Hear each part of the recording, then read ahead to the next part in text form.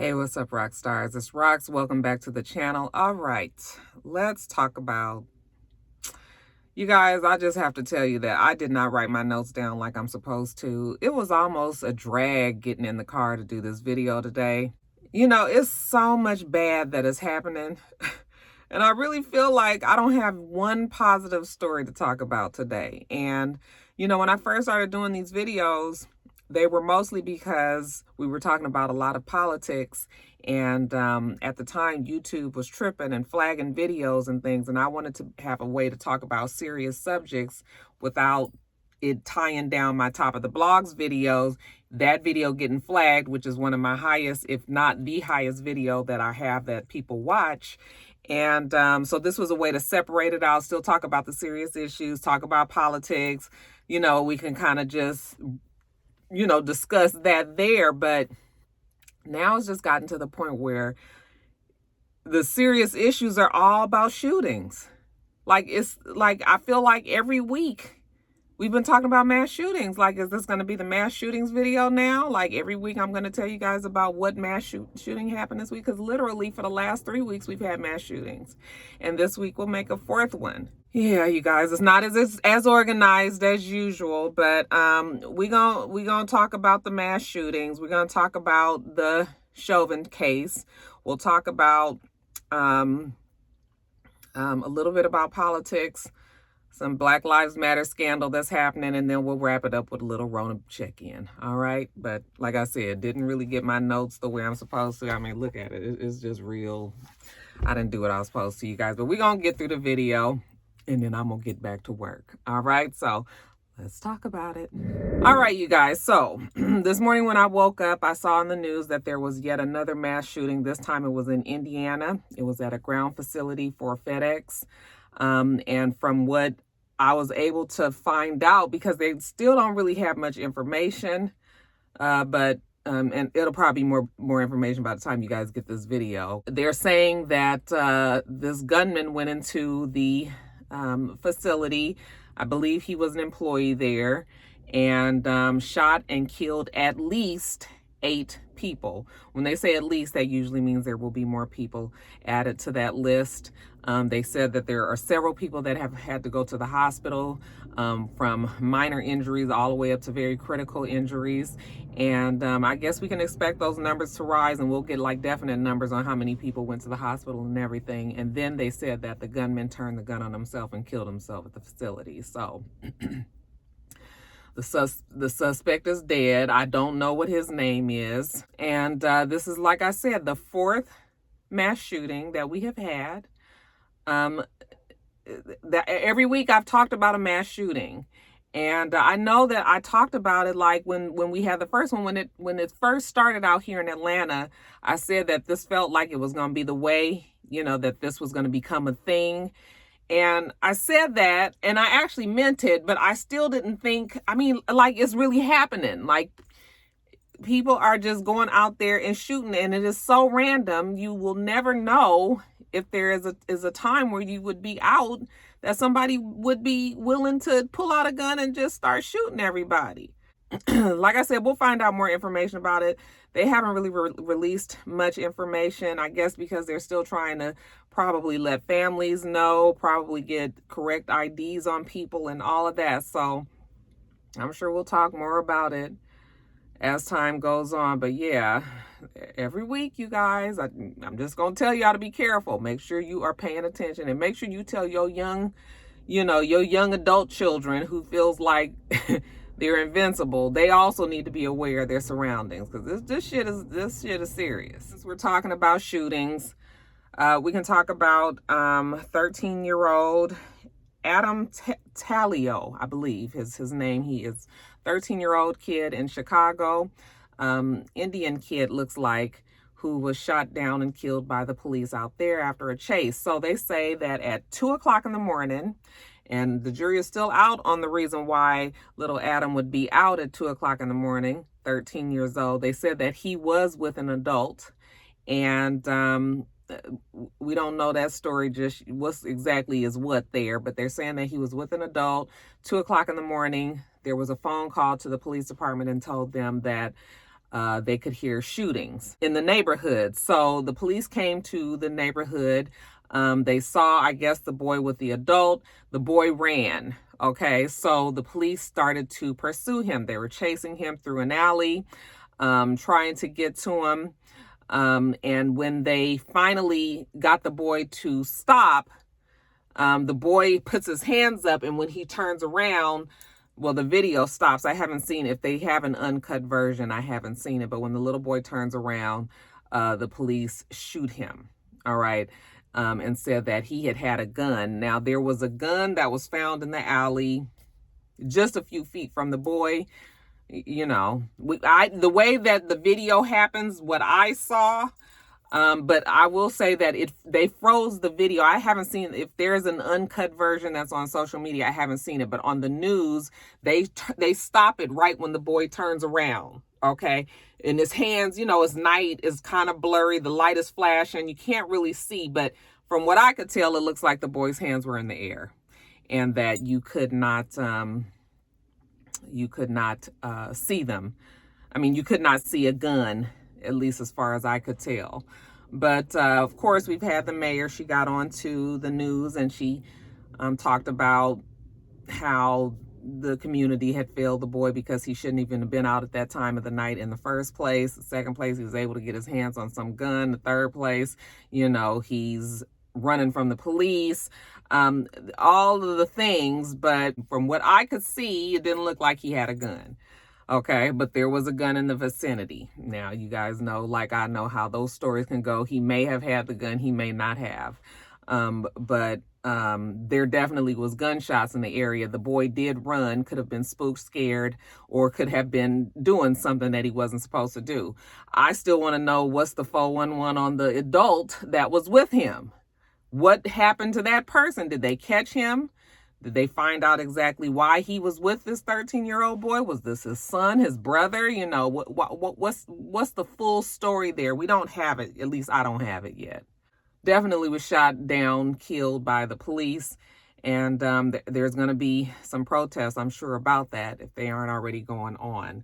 And then I'd be remiss if I didn't discuss Daunte Wright, the killing that happened not too far from where George Floyd was killed in Michigan. And what a mess that is.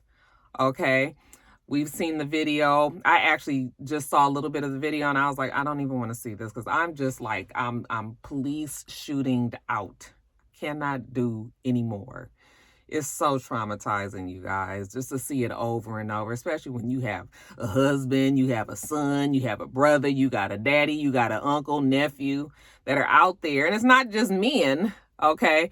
But it seems like you get more money for men or something, because they seem to kill more black men than women. But, you know, it's just like, do they have a dollar amount on our heads for the reason that they do these things? Now, in this video, the boy is trying to get away from the police.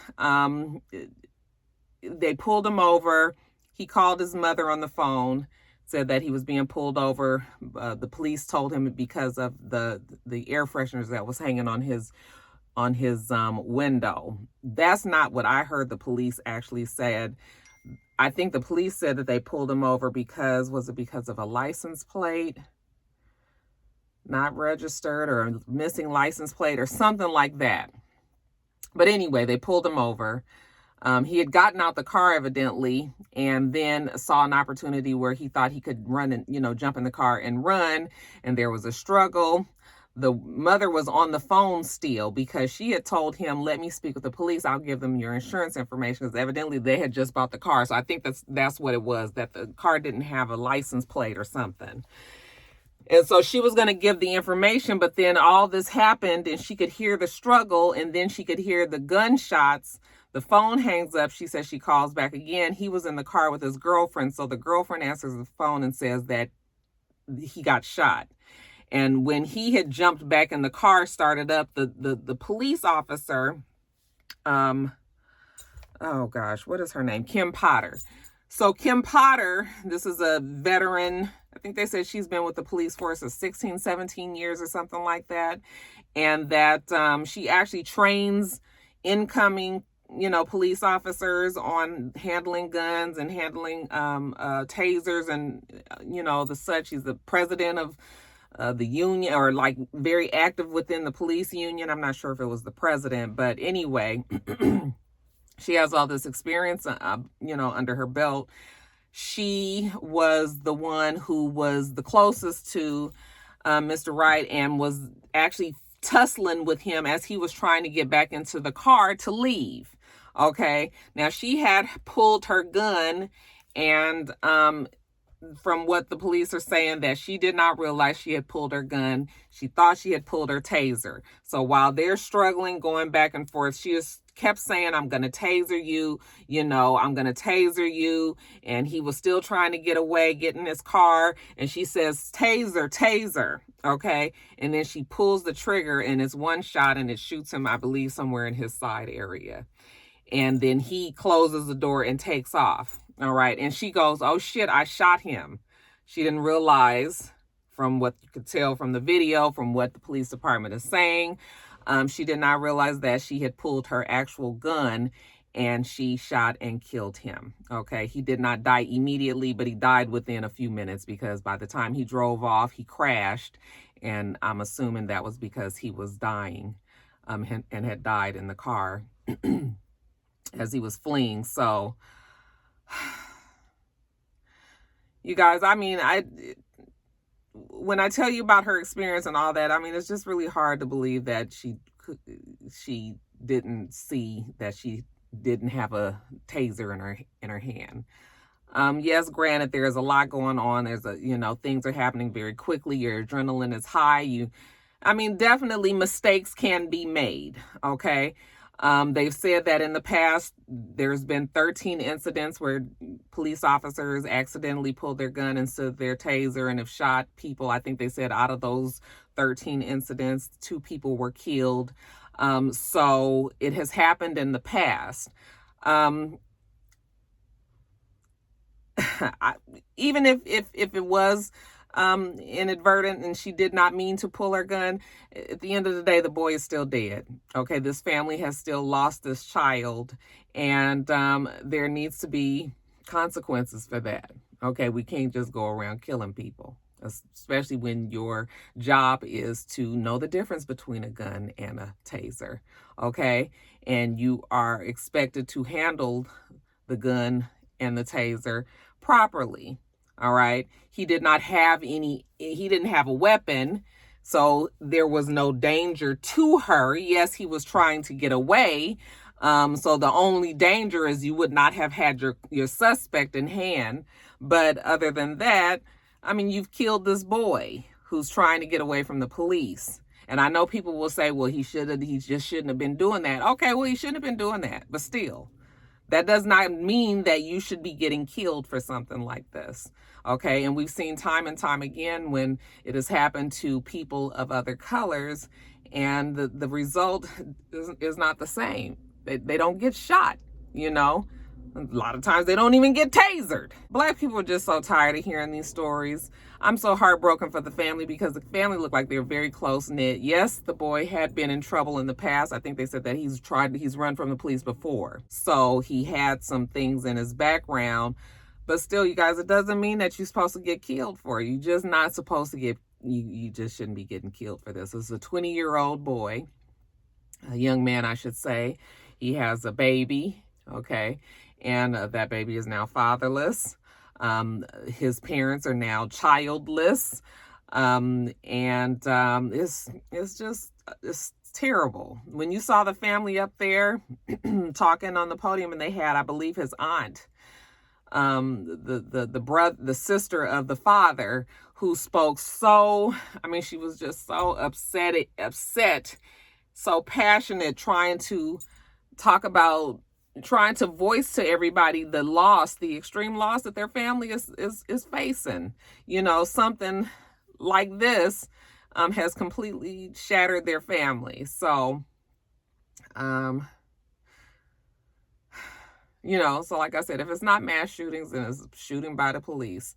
There was another shooting, but I didn't get any information about it today. But I saw them talking about it on the news this morning, out the corner of my eye because I was working. But there's another shooting that happened out here, and I'm not clear. I don't have the information on it, so I can't give you that. But I could see that there was a police pursuit. They were chasing this black guy, looking like around the side of a house and down into some woods or something. And from what I understand, that didn't turn out, well either. But I don't know the ins and outs, so I won't continue on about that. But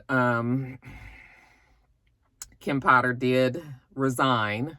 She said in the interest of the job, even though she does love the job, that she feels like it's best that she does resign because, in the interest of the police department and really her life right now, because people are angry, not to mention the whole George Floyd case that's going. I mean, the Derek Chauvin case is going on. Emotions is super high out there, and then something like this happens.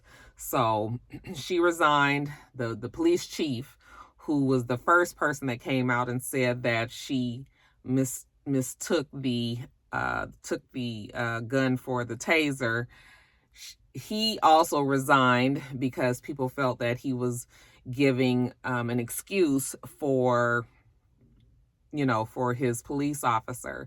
From what I understand, she hasn't said anything. I'm sure that her lawyer has advised her not to incriminate herself anymore, just to leave it alone. Let the legal process take its course, and they'll deal with it then. But for right now, I'm sure that they have told her not to say anything. The family has acquired Ben Crump. He, which is not surprising. They have him. He is the one that's representing the family so far, and we'll see what happens with Miss Kim Potter. But she killed somebody. I feel like there needs to be consequences for that. Okay, even if it was a mistake. And how many of you guys believe that it was a mistake? Do many of you believe that she purposely pulled that gun? Or do you believe that in the high energy, trying to get your suspect, shuffling around, you not paying attention to your hands, you are just strictly trying to get your person? I mean, do you believe that she could have thought that she had a taser and shot? I will say that afterwards, when she said, "Oh shit, I shot him," she definitely sounded like she was surprised, like she did not realize that she had done that. But like I said, that doesn't mean that there shouldn't be consequences for this. So Kim Potter was charged with second-degree manslaughter, one charge. She posted bail, $100,000, and she is awaiting court date. And as soon as we know more about the case, then I will let you guys know more as well. In the meantime, prayers up for the family, for that poor little baby who no longer has a father, the parents who have lost their child, the girl who has lost her father of her baby, just a life that's cut down and gone. Okay, so rest in peace to Dante Wright. All right, you guys, the Derek Chauvin case is wrapped up. I mean, at least the prosecution wrapped last Friday, and then the defense did not. I had already told you guys that they were not going to put Derek Chauvin on that stand. There was absolutely no way that they could have even considered doing something like that, because I don't know what the man could have said that could have got him out of the mess that he didn't put himself in. Okay, so and that would have been a treat for the prosecution, because I'm sure they would have tore his ass apart. So his defense lawyer asked him, made sure that it was his decision, that he was not going onto the stand, and that he ended up pleading the Fifth Amendment. He's off. The defense lawyer rested his case. Prosecution pulled one rebuttal witness up just to discuss just to reiterate that George Floyd was killed because he was because he had a damn knee on his neck, and not from carbon monoxide poisoning that was coming out the exhaust of the car, because that is what they were trying to, that was one of the angles that they were trying to use, that the defense was trying to use with this particular witness, that because George Floyd was on the ground and that the car was running and it was right behind, he was right at the pipe of the exhaust, that he actually had traces of carbon monoxide in the system, and that was another way that he could have died, like a silent poisoning. But they said no. Okay, that is not what it is. So now I'm sure the judge, because I haven't been watching it, you guys, just the clips. So now I'm sure the judge is giving the jury their instructions of how they're supposed to handle things, how they're supposed to look at their the testimony and things that the people have said, and all of that. And now it's time for them to deliberate. That case went on much longer than I thought it was. I mean, here it is, the end of the third week.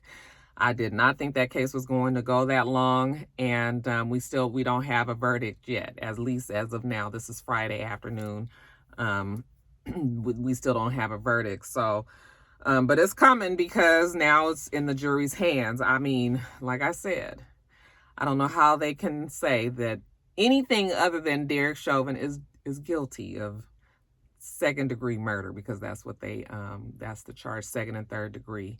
And he needs to go to jail for a long, long time. You guys, a little bit of politics, and it ain't really much about politics. You guys keep on talking about this for a stimulus check. I'm telling you guys that it is not going to happen. The most that we're gonna get left out of this stimulus, I believe, is the parents of children, that are under 18, or I think maybe it's 16. Those parents will get help with, still from the stimulus bill. They're going to be getting a certain amount a month. Remember, $3,600 for a certain age and $2,400, I think, for another age. Remember, we talked about that. So I think that that's the help. That's still the help that a lot of parents will be getting. But I mean, if you don't have kids, then you're not getting that. And you're not getting that. And I don't know, as far as the stimulus check, like, I don't see. Somebody said, oh, we got, at least 70 people that are in favor. I said, that is not enough. There's all kind of people on Congress. The 70 people ain't doing nothing, so I don't think it's happening. But President Biden is definitely going hard for all of his, he's got all these executive orders that he's been signing, and he's really kind of just pushing his agenda through right now, because I believe he knows that he can right now, because of the very small majority, but majority nonetheless, that they have. And after 2 years, I don't know. It's going to be interesting. The Republicans are going to fight hard to get control of something, so he got to do all that he can right now, because in 2 years, he'll be just like President Obama was, which is just like gridlocked everywhere because nobody is willing to give him shit. So now he just got to just push it on through, got to just muscle it on through. So that is what it seems like anyway he's doing. People want to know if he is going to be packing the Supreme Court. I think that he had thought about it. At one point, I was just like, yeah, just go on and put him in there. Shit. I mean, because look at where the majority is swinging. But then I really thought about it, and I was like, yeah, that's not right. Okay, the Supreme Court was built in a certain way. And I don't feel like it would be okay for either side, even if it was Democrat or conservative, I should say, or liberal. I don't feel that is right to do, because of the majority swinging a certain way, and it seems like it's going to be like that for a long time, because remember, Supreme Court justices are on that seat until they die, or if they retire. But usually it's until they die. So right now, the majority is very conservative, and that is going to be some time, because most of the Supreme Court justices right now are very young, or, we ain't expecting them to die no time soon. It don't look like nobody's retiring either. So, just because right now it ain't swinging the liberals' way, it doesn't give the liberals a right to be putting more judges on there just so you can swing the balance. And then what happens, you know, when the liberals have control of it again at some point, then the conservatives are going to want to try to swing, you know, pack the court. Like, this is not a way to handle it. We can look around and have 50 fucking judges on the damn Supreme Court. I mean, I know I'm exaggerating, but you know what I'm saying? Like, if that was okay, and if just every time somebody came in there and was just like, oh, we're going to put a few more in there so we can help, you know, maybe get somebody to think our way, you know? So, yeah, I don't think that packing the court is the right thing to do. Okay, when I really think about it, they need to leave things the way that they are, and everybody just needs to work harder to get the right people in there when they can, so that we can kind of have a balanced court and, you know, it being more fair. That's just kind of how the cookie crumbles right now. The conservatives have it. It won't be that way forever, although it may be that way for most of my life, like a lot of my lifetime. But it won't be that way forever. So everybody just kind of has to wait their turn. That's kind of how I see it. What do you guys think, though?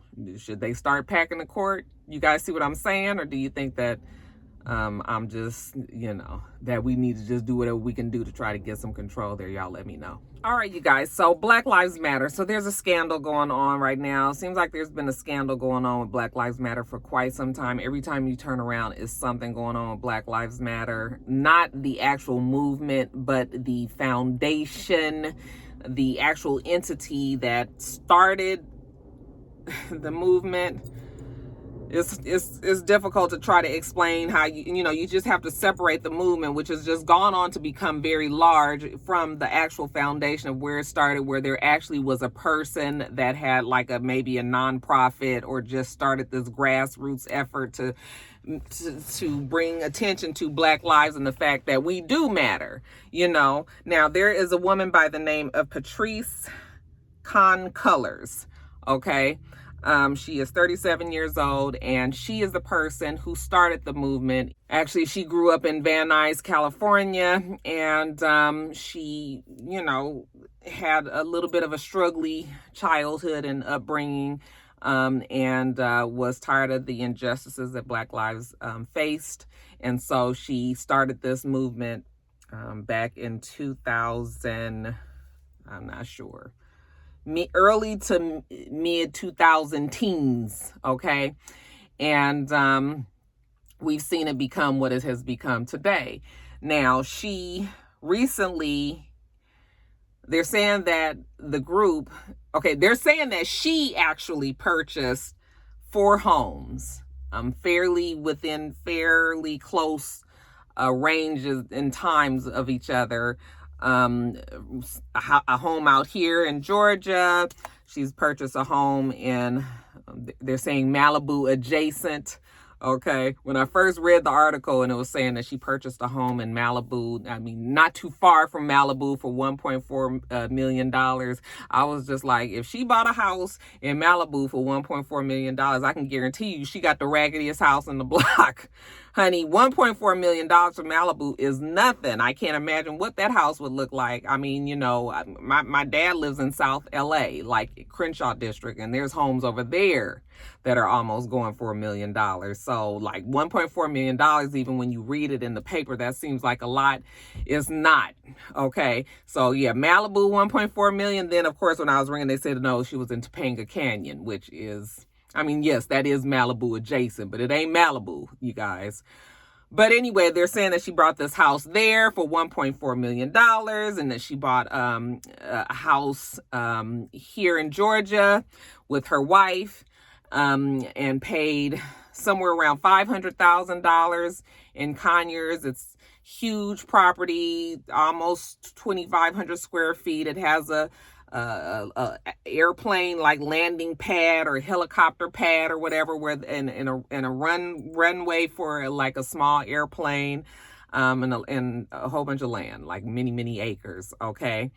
They're also saying that she owned a home already in Inglewood that she purchased back in 2015 or 2016, that she paid $400,000 or $500,000 for, and that house is now worth $800,000. So like I'm saying, like the property in LA is crazy high, and it picks up, when the market is doing well, that property also does very well. They're saying that she's using them. They're saying that she could be using the money that she's getting from Black Lives Matter, her foundation, improperly. Now, she has Black Lives Matter Global Network Foundation. That is not the same as other Black Lives Matter entities around the country. There is one in New York called Black Lives Matter Greater New York City.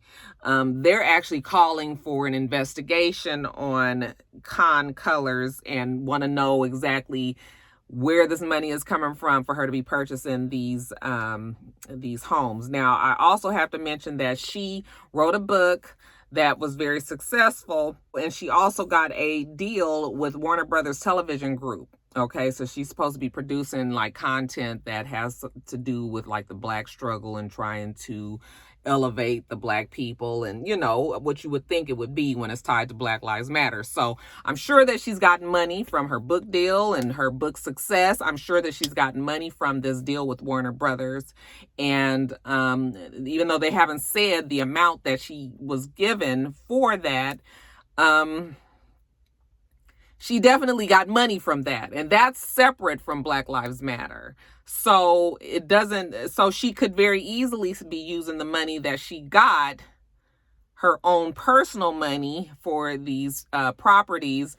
But because she's tied to Black Lives Matter and all that, people just got they got their good eye on her finances, the finances of her foundation, and trying to see what's what. Because, you can't be using this money for your own personal gain when you're letting people think that they're donating to this cause or whatever, in the interest of the Black people as a whole, right? So now they're asking for investigations into her finances and all. What's really brought the attention to her and her wife, though, is they say that she's been looking at property in the Bahamas, was it? Yeah, in the Bahamas, there's a place called the Albany, and evidently it's this super high-end luxury property that the people, the likes of your Tiger Woods and Justin Timberlake and, your ultra-rich people, purchase like homes, their vacation homes or whatever. This ain't like a main home. This is usually when people are buying their third, fourth, fifth home. Okay. And they said that she and her wife were there looking at property. Now, they didn't purchase anything, but they were looking at the property there, and they said that the property starts at like $7 million and it goes up to, some 30, 40, $50 million property. So the fact that she even was, at the seat at the table, had a seat at the table to possibly purchase something like this, it's now, of course, people are starting to wonder, like, big Black Lives Matter is a big movement. And, people want to donate and feel that they're helping. But if we just helping you get more property, then really what is we doing here? I mean, that's against the law. That's not the reason that I would give my money to Black Lives Matter. So that's what's going on there. Black Lives Matter has a lot of other issues that are going on. We've talked about them a little bit here. A lot of the parents of the victims that have been killed, namely Tamir Rice and, some other people as well, have voiced the fact that they feel like Black Lives Matter has kind of turned Hollywood, for lack of better terms, and that is more so about just getting the attention of these big people, these big speakers in the name of Black Lives Matter, instead of really doing what the movement was started to begin with. Okay. And that, I guess they're saying that Colors has turned into one of those people where, even though she said she was helping, and she could still very well be helping, she could still also be taking a little fluff off the top for herself. Not saying that's what she's doing, but that's what people are wondering and starting to ask questions about. I will note that Black Lives Matter leaders do not like to let people know how much money they make, in donation and pledges and things like that. And that can be, if you have a foundation, this should all be open and above board. Like, we should be able to know. You should be able to say, yes, I sent however many millions to this person or to this company or to this cause or to this and this, it shouldn't be a secret, because now, like I said, Black Lives Matter is so huge. What's happening with this money? Okay, somebody got to be keeping track of it. They're saying that it is hard to trace, though, because the way that Colors has her finances set up, that the nonprofit and the for-profit entities within Black Lives Matter is intertwined, and sometimes it's hard to tell exactly where this money is coming from, if this is part of her salary, if this is a part of donations, or if this is truly, so that's where the problem is. People just feel like they haven't been very transparent in the way that they operate. And so hence the investigation, or hence I don't think an investigation has started yet, but their people are calling for it. So, the squeaky wheel always gets the oil. And we'll see. But it looks like Colors got some shit coming her way. And hopefully she's on the up and up, and, she can show that she's not taking advantage of her position with Black Lives Matter and spending that money improperly. We'll see. We'll see. Then lastly, you guys, a little bit of a Rona check-in. We won't spend much time on it today. I will give you some numbers. As of yesterday, we've had 31.4 million plus coronavirus cases here in the United States since it started in March of last year. As of yesterday, or actually on yesterday, April 14th, we had 75,267 cases that were reported new cases. We've had 932 deaths yesterday, so that number actually is down from last week. And total deaths, 563,926. And then we have 45,308 that are hospitalized. Again, there is a surge going on in the upper Northeast, in the upper Midwest, which hasn't been good. They say that the hospitals in Michigan, for example, are at 90% capacity. Is getting to the point where, remember when we was having the big surge here this last time, I guess, when was the last surge? At the winter, around the holidays.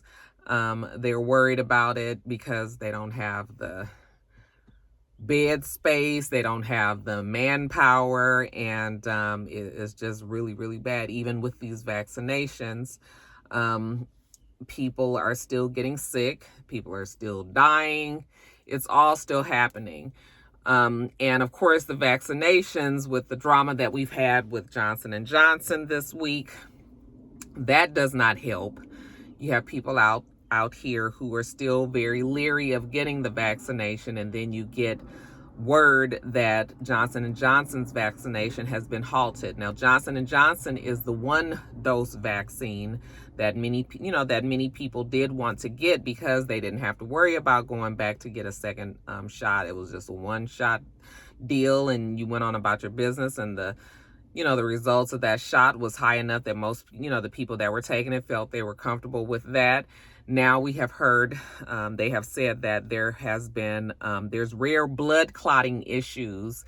6 women here in the United States that have had problems with the vaccine, from the blood coagulating to, quite a bit, to some that bled profusely and could not stop bleeding. Okay, so it has the blood regulating, I guess, within your body is different for these people, these 6 women that were affected. But that was enough, I guess, for them to feel like they needed to halt the whole program. Now, I'm sure millions of people have gotten the Johnson & Johnson vaccine and haven't had any problems. But obviously they're erring on the side of caution, and they are stopping the vaccine right now until the CDC can get together with the people, the proper folks, and they can counsel on it and see, what's what. Of course, Johnson & Johnson did not need this. Johnson & Johnson is already coming off of the faux pas of their vaccine ingredients getting mixed up with AstraZeneca. AstraZeneca was having their issues overseas. They stopped AstraZeneca because of what did I tell you guys? AstraZeneca, I can't even remember right now, but AstraZeneca was being on hold over there. We didn't even have AstraZeneca approved here in the United States yet. Then here is mixed up with Johnson & Johnson, and then come to find out this blood clot issue, which still is very, very minimal. But you got to realize that when people are already a little antsy about this vaccine, the minute they hear something about negative about a vaccine like this, that makes them just not want to do it at all. So now people are slowing up on the vaccine. I think I just saw on Good Morning America that some of these states have 100,000 more vaccines, or maybe 50,000 more vaccines than people that are going to get them. Okay, so people are dropping out of the program, and that can be counterproductive because we need people to be vaccinated so that we can have herd immunity, and, you know, it won't be such a threat. But obviously that's not what's happening now. Like I said, there is a surge right now up north, but definitely can move down south. It normally does. Okay, even though down here in Georgia and down south the numbers are all very low, but it could just be a matter of time before they're up there as well. And then we got the whole country you know, back in the hospitals and getting very, very sick. I feel very comfortable and happy with the fact that I got my vaccination, because I'm just over it. And I've told you guys that 11 times. I know y'all sick of hearing me talk about it, but I'm sick of talking about coronavirus. So we all feel the same. We sick of something. Hopefully you guys out there are just being safe, because we cannot reiterate it enough. Okay? Wash the hands, wear your mask, keep your distance. That's it. That's all you got to do. All right? And maybe just don't be going every damn where. If you ain't got to go there, then you don't need to go there. Okay? All right. But that's it. I got to get off of here, get on back to work. All right, rock stars. I guess we made it through 48 minutes, child.